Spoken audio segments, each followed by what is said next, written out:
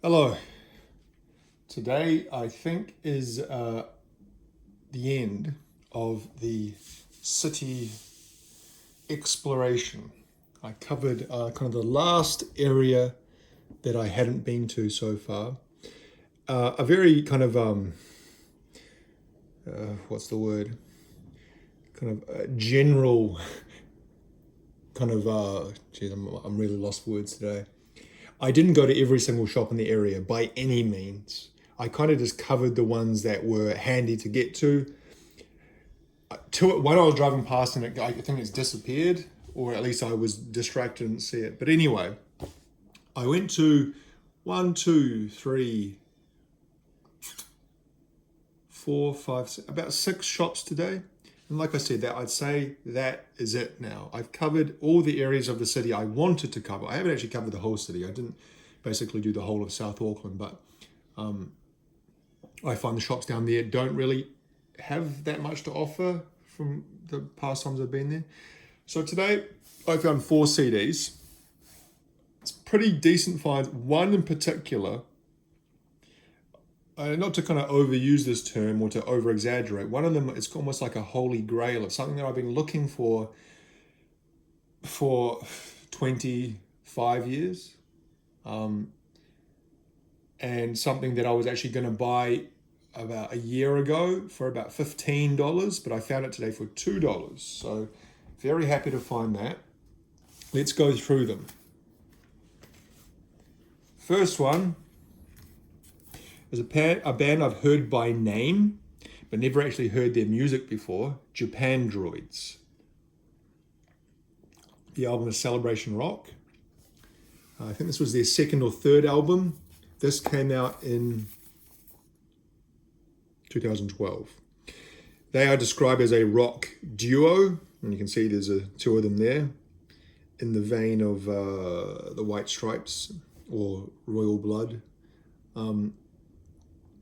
Never heard their music before. Heard their names. I was actually, one festival I went to when I was living in Korea, I think they played at that music festival, but their set time clashed with another band I was seeing, so I didn't actually listen to them. So I listened to this in the car when I was driving around the city today, and it wasn't bad by any means, but wasn't great either. Kind of very formulaic rock, garage rock, a little bit of punk, almost a little bit of pop punk rock, played by two guys, but I think you can hear, at least in the recorded version, it sounds like there's a bassist as well as a guitarist. So I don't know how that works. I don't know if they're doing like the White Stripes, literally just the guitar and the drums, even record. This is actually a former Auckland Libraries disc. Now, I've talked about this before, that the libraries in Auckland used to offer CDs to kind of borrow or rent, and libraries have kind of moved away from that of recent times, and so they got rid of all that CD stock, and I guess they donated a lot of them to libraries. To secondhand shops. You can see something stamped on the front there. All I can see is withdrawn libraries, I guess it's Auckland City or something like that. And yes, it has that sticker there, and then across the front it has this Auckland Libraries thing. The problem with these, they tend to be very beaten up. However, I listened to it and it played perfectly the whole way through, and actually I can't actually even see barely any scratches on that. So as far as a library disc goes, or former library disc goes, that's actually in very good condition. The booklet similarly is in very good condition. I guess no one borrowed this. The Japandroids are not, there's four of them there, are not a big band, are they? So I can't imagine there was a huge demand to be borrowing this from the library. So it looks like when they play live, it's just two of them. There's just two of them there. Two of them there, two of them there, and for some reason there's four of them here. I don't know, maybe it's the road crew.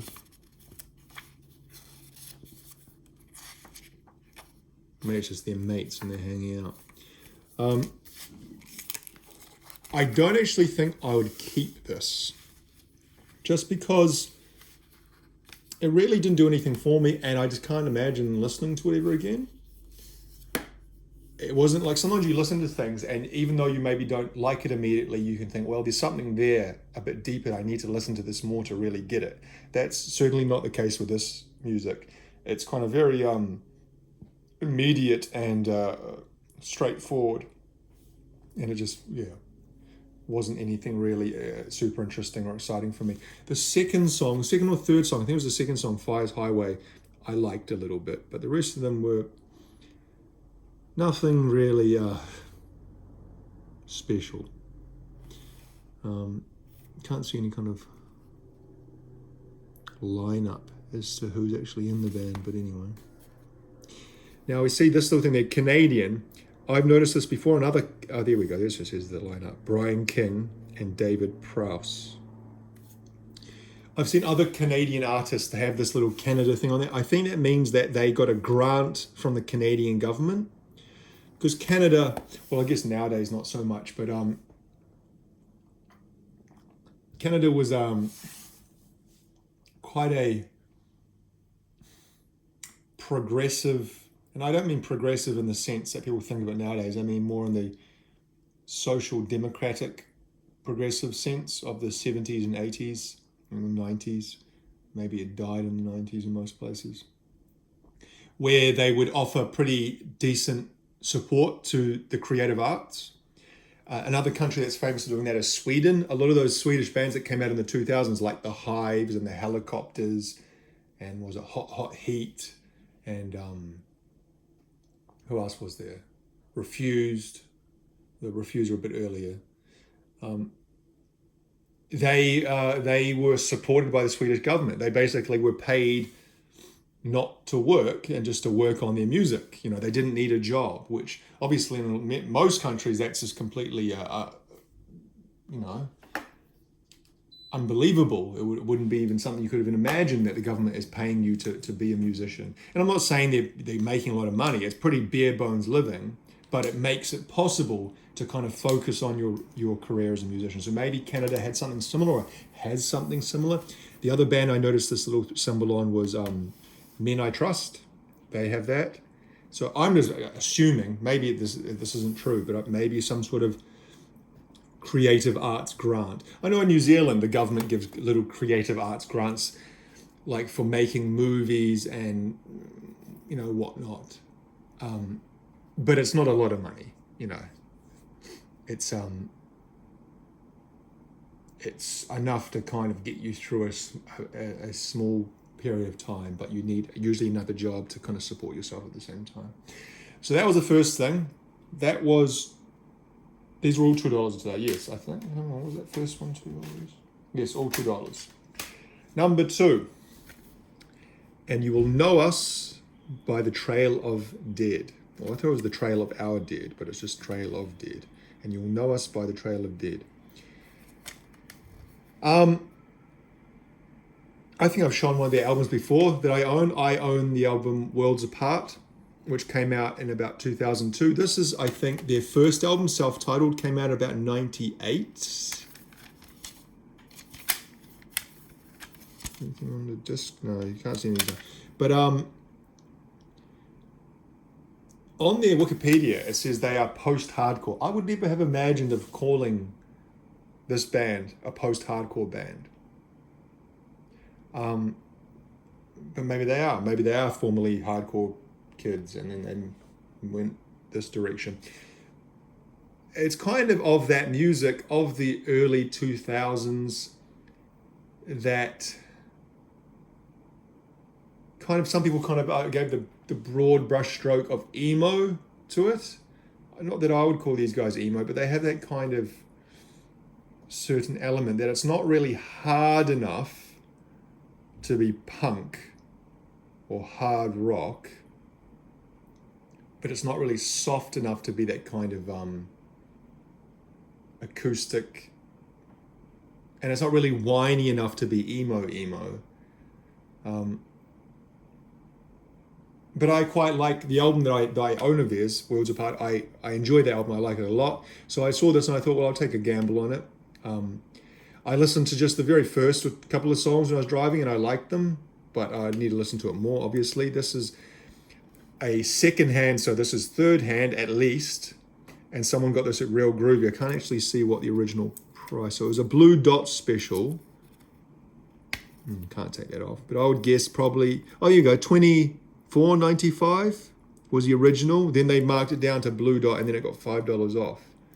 And then today I got it for $2.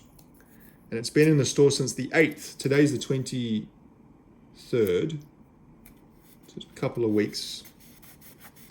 I thought this was funny when I looked inside. This is the 4 members. They've all got the same haircuts. Like, it's they all look very similar as well. You know, I know that he kind of looks a bit like Lurch, but it looks a bit like Keith Moon. But these two here could be brothers. Maybe it's just the haircut. They're kind of, what do you call that haircut? It's kind of like a nothing haircut. They're kind of, I guess, a little bit modish. You know, that mod haircut, but without so much volume. Maybe that's the post-hardcore haircut.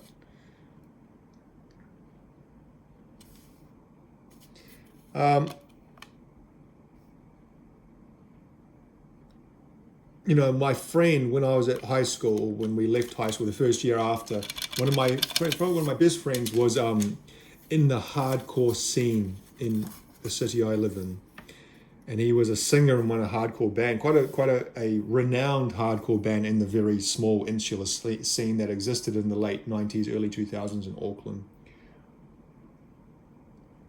And that hardcore scene and those hardcore kids had a very kind of specific style of kind of clothing and hair, and the way the girls would do their makeup, and the piercings and the wallet chains.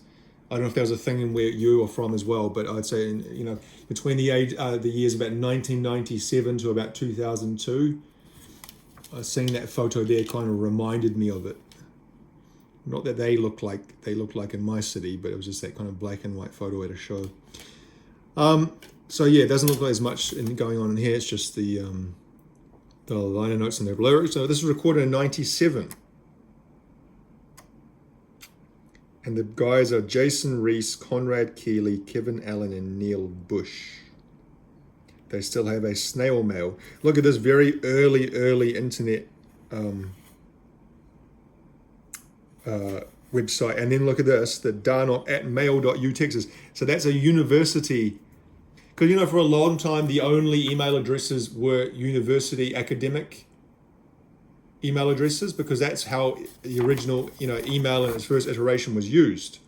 They were all EDU or AC, academic, you know, to communicate between universities for research and stuff. So one of these guys obviously was a student at the University of Texas.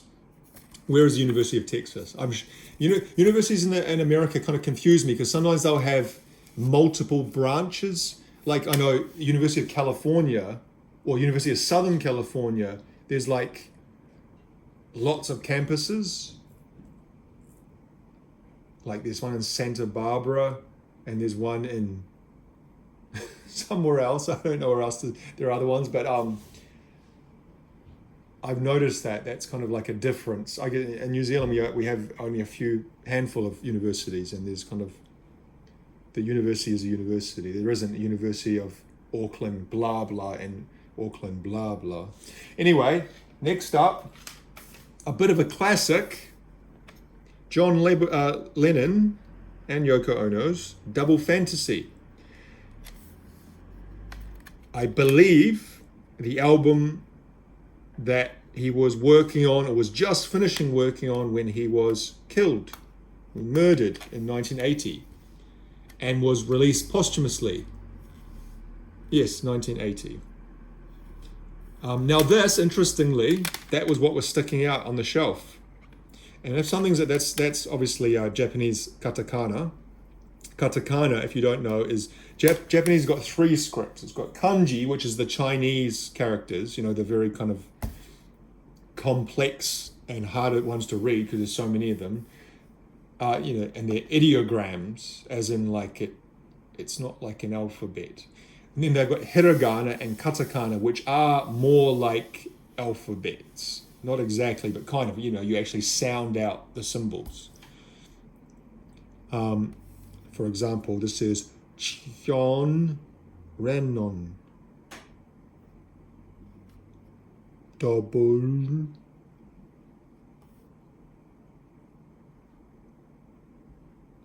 It's a long time since I've studied katakana, but basically katakana is made for foreign words that aren't natively Japanese, and it's probably more, the history of it is a bit more involved, but just in a very basic level. So if you go to a Japanese restaurant in Japan and you read the menu, if you see katakana on there, usually that is just a transliteration of an English or French or Spanish word, like beer, biru is in katakana, because that's just a translation of beer, and hamburger would be a translation, that's just used in katakana as well, because that's a transliteration of, I guess, the German original word. So that always kind of made it easier, because if you're looking at a bunch of text, you can kind of focus on the katakana, and they are easy ones to read and usually understand. You can usually try to guess what they're trying to say there. And nowadays everyone's got Google Translate, and so it doesn't really matter. But when I was living there, that made life somewhat easier, but I haven't studied it for probably about 20 years? No, less than 20 years. I left there in 2008, and I gave up studying Japanese probably 2009. When I was living there, I studied pretty concertedly, and I had an okay-ish level. But when after I came back to New Zealand, it's really hard to keep the dedication when you're not in the environment of having to use it. And so slowly I lost all of my knowledge and memorized bullshit. Anyway, yes, so this is an album by John Lennon and Yoko Ono. How much she had to do with it, who knows. Some classic songs on here, like Just Like Starting Over, Beautiful Boy. Paul McCartney said, I read this, and I don't know if this is true, but this was like in a YouTube comment.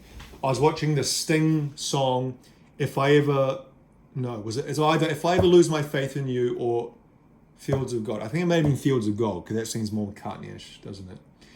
And someone said in an interview, Paul McCartney was asked, are there any songs that you've heard that you wish you had written?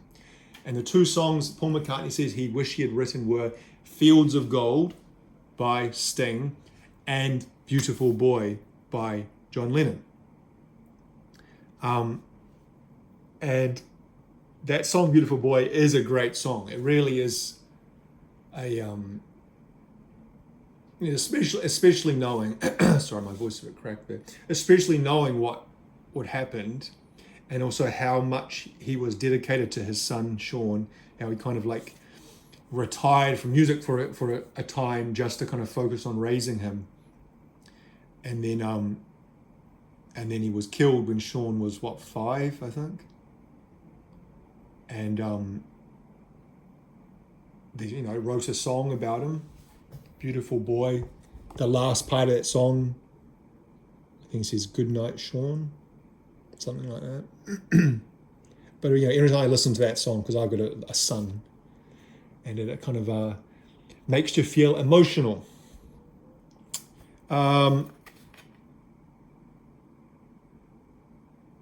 Produced by John Lennon, Yoko Ono, and Jack Douglas. I remember reading a book. This would have been a long time ago. And again, sorry, I've been fucking blabbing over the place. This is a Japanese release. That's why it's in Japanese. It has Japanese liner notes. So if you go to Japan and you buy a Japanese release album, they tend to have, so that's kanji there, if you're wondering what I was talking about, those kinds of script, that's kanji. They tend to have the original liner notes in English, as we would get if we bought it wherever we live, meaning, English-speaking countries. Sorry if someone's watching this who isn't from English-speaking country, I shouldn't be exclusionary in that way. And then they have a little kind of a little added fold out of the Japanese liner notes, I assume with some lyrics. Yeah, that looks like the lyrics there.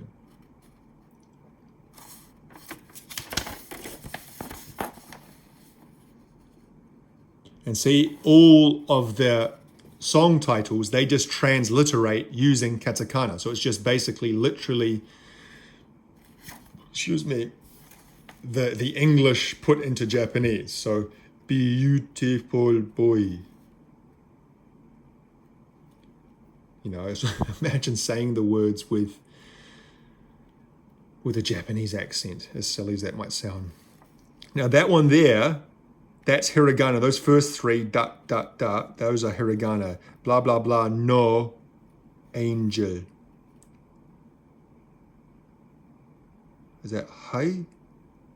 Maybe. I can't even, like I said, I used to know all hiragana and katakana, but uman. Anyway, what I was saying is that I read a book, either a Beatles book or a John Lennon book. This would have been 25 years ago.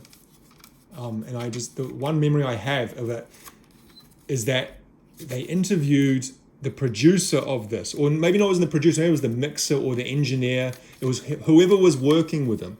So if you know, famously, on the night he was killed, he left his apartment and Mark Chapman was outside the apartment and asked for his autograph earlier in the day or in the evening.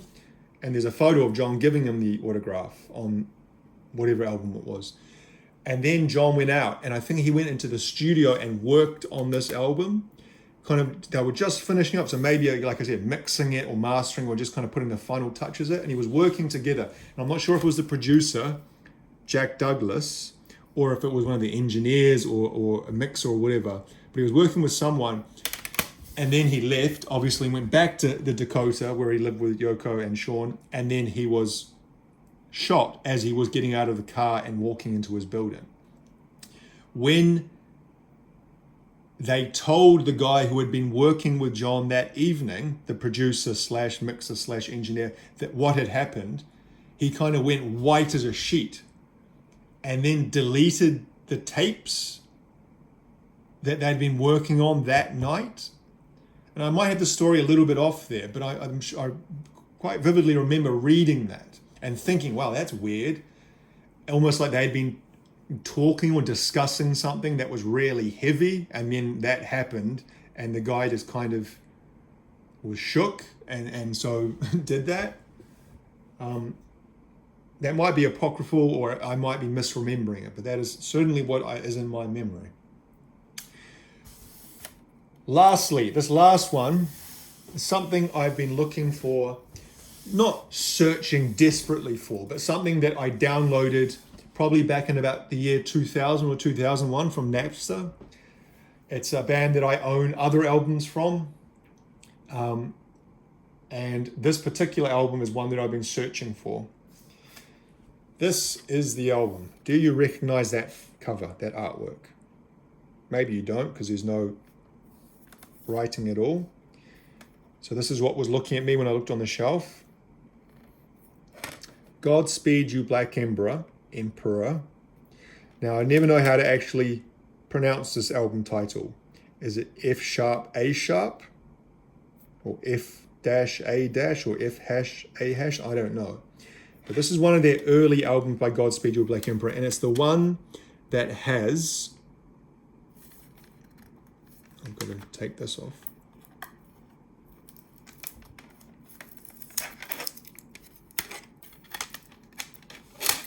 If I can find the liner notes, the track listing. Godspeed You Black Emperor are kind of quite famous for, there we go.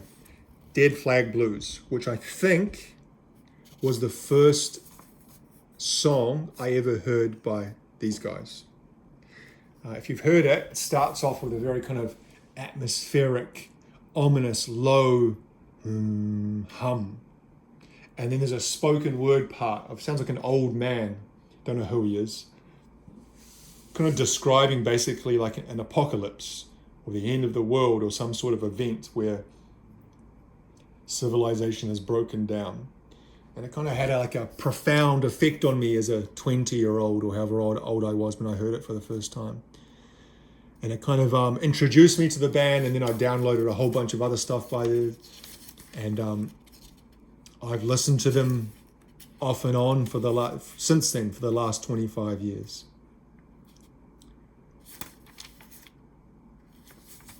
Quite a unique kind of liner notes there. You've got a mixture of kind of regular paper and then this kind of, I don't know what they call that, almost like carbon paper, where it's kind of slightly see-through but opaque. A schematic of something, a ruined machine apparently. Regret, desire, fear and hope. Lack of money, resources, we all know about that, don't we? The escapable police car, anxiety continuum, continuous self-doubt, infinite fear, perhaps, infinite hope, regret and desire. Right, then I read through that. A Russian, or looks Russian, certainly Cyrillic alphabet. Maybe it's not Russian, maybe it's some other Eastern European place. And a picture of what? Power lines, radio antennas. We're taking over the country as of tomorrow, all right, that's it. I've taken a contract on the head of the CIA. He's dead in 6 months. Unless he quits, that is it. I don't trust nobody. I'd kill you all as soon as look at you. I've got a hammer. Where's my hammer? Who's John? I don't know who John Train is. Reconciliation. There is no possibility of reconciliation. Well, that's a bit depressing, isn't it? So yeah, heard this before. I've listened to this before. I'd say I've listened to most of the material ever recorded, produced by Godspeed You Black Emperor. But it's definitely an album I wanted to own for a long time. Seen it in shops over the years, over the last 20 years, usually priced around $20 to $30. Seen it secondhand on one of the CD trading groups I'm on Facebook recently. I think it was like mid last year for $15, and I was almost going to buy it, but I didn't. And now I see it here today for $2. So very happy to have that. And that kind of wraps up the whole journey of buying these CDs and searching through all these stores over the last however many weeks. What's it been? It's been about 2.5 weeks, almost 3 weeks.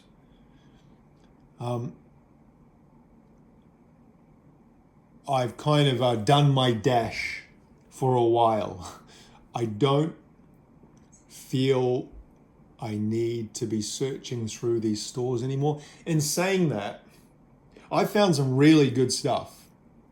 Over, just kind of from my memory, the Steve Vai albums, I've been really enjoying those that I found a couple of weeks ago for $1 each. Undertow by Tool, which I've been wanting to buy for years. This album, which I've been wanting to buy for years. Those Slipknot albums, the 3 Slipknot albums that I got.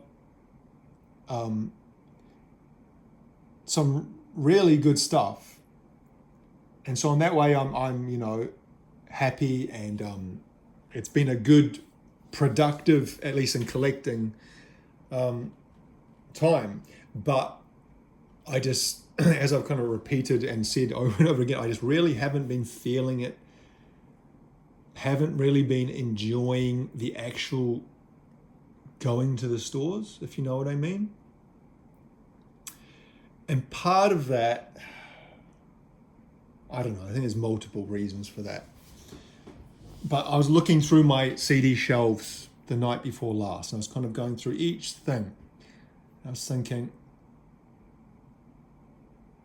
what I want to, the direction I want my collection to move in. Do I just want to keep on buying random stuff? Because a lot of the stuff I do is do buy is still quite random. Like, I bought like a John Prine album, for example, and I have no idea what his music sounded like. It's kind of like a pun, and I'm not saying it's a bad album, but it's really quite a random thing, and it's in some ways not the kind of thing that I need in my collection. And I kind of feel, I was driving today, I was feeling that really the direction I want to move in terms of collecting is filling out specifically the things that I want. Because for a long time, the thing that I was enjoying was going around the shops and finding things. The random finds. And kind of that's what this last week, that couple of weeks, especially this week, that's what I've been doing. But it hasn't been giving me the same enjoyment. And I'm not exactly sure why. I've got different ideas and theories, but that doesn't mean I don't want to collect CDs. But it kind of, I don't know what it means. I like talking about music. I like having music. Of course, I like listening to music. I like reading about music and kind of learning about music. In some ways, the main reason why I do this channel is because I do so enjoy talking about music.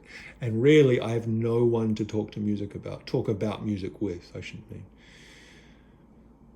Or very, very few and far between. It's either online in kind of like a, text, like forums or chat things. And those things they tend to be kind of very repetitive and teenagerish.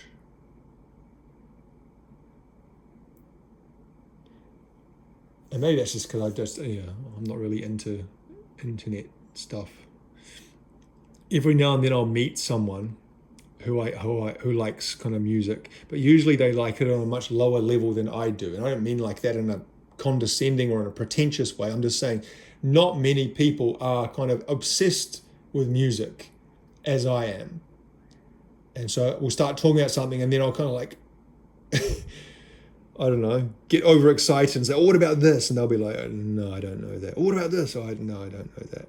Kind of get a bit autistic on them. And that kind of turns people off. So I kind of almost avoid talking about music with most people because I know how I come across in that way sometimes talking to normal people about music. They just don't care enough or in the same way as I do. And so I see my brother visited here last week. My brother is kind of one of the reasons why I got into the music I got into. My brother's about 3 years, or this is one of my brothers, he's about 3 years older than me. And so in the early 90s, he would have been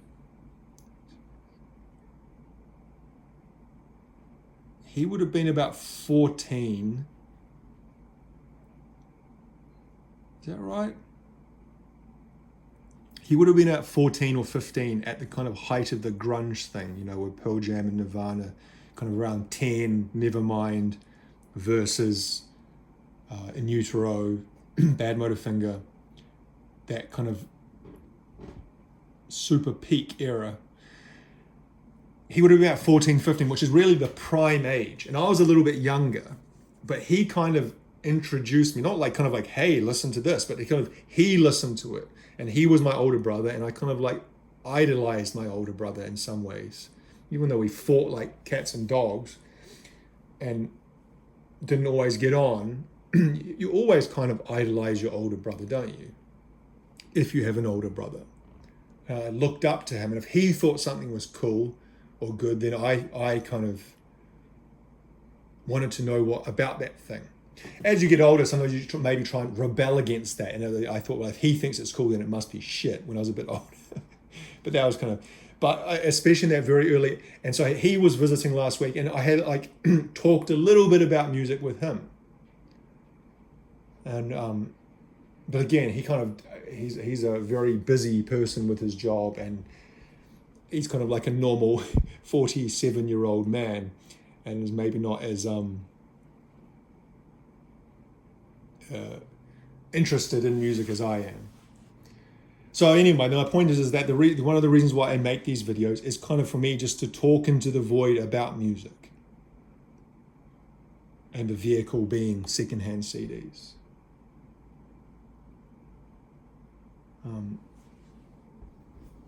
It's just like literally I have a desire or need to talk about this stuff, and there's no one to talk to about or with about it.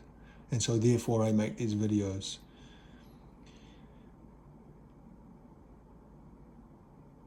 Yeah, I can't remember my point was. My point originally was that I don't really enjoy going around secondhand shops anymore. And I want to make my collection more focused. And not just my collection, but the things I'm buying this year more focused. So I'm going to have one more video, either tomorrow or the next day, where I'm going to recap, go over this abomination of a list, and kind of tally up how much I spent and how many CDs I got over the last few weeks. So today's the 23rd. I started on the 3rd. So that's 20 days. So a little bit less than 3 weeks. So today I went to Mount Eden, Red Cross, Salvation Army, and another Salvation Army. There's 2 Salvation Armies, and I got nada there. Then I went to Mount Albert, and I went to the SPCA shop, and that's where I got these 4, all 4 at the same thing. John Lennon, Godspeed You Black Emperor. What was the other one? Trail of the Dead, and Japandroids. And those are all $2 each. 2. Grand total of 8. And then I also went to Mount Roskill. You can see all of the mounts in my city. There's it's built on a volcanic plain or volcanic field, not really a plain because there's a whole bunch of fucking mountains. But it's a volcanic field. There's actually 50 something volcanoes across the city. Some of them are islands around the city. Some of them are literally in the middle of the city, the volcanoes. And so a lot of them are kind of like mini, they're not really mountains. Mountain, it's like a hill, a kind of largish hill that was a volcano some 10,000 years ago. And so in the middle of the city, not the CBD, but kind of the middle of it, there's a lot of these mounts. Mount Eden, Mount Albert, Mount Roskill, 3 Kings, that's 3 little mountains. And I went there and I went to the hospice store, and they had nothing. Is that right? 1, 2, 3, 4, 5. There's one more shop I went to. What was it? Oh, Sandringham. I went to the Red Cross there, and they also had nothing. So yeah. So one more video to tie all these loose ends together, to tabulate and calculate, and then see how much I spent, how much I got. You know, this is certainly not normal. I'm buying a lot more than I usually would, because there are some times during the year when I'm working normal lifetime where I don't buy anything or don't look in any secondhand shops for like 1 or 2 months at a time. But this is kind of like I did exactly the same thing last January when my family was away, so I thought I'll try and do it again. If the opportunity arises next January, 2026, I don't think I would do it again. I just don't think I could be bothered, to be honest. It's a lot of driving, a lot of faffing about, a lot of looking in places with people who I don't want to be near. That sounds terrible, but it's true. Okay, we'll leave it there. Thank you for watching. Bye-bye.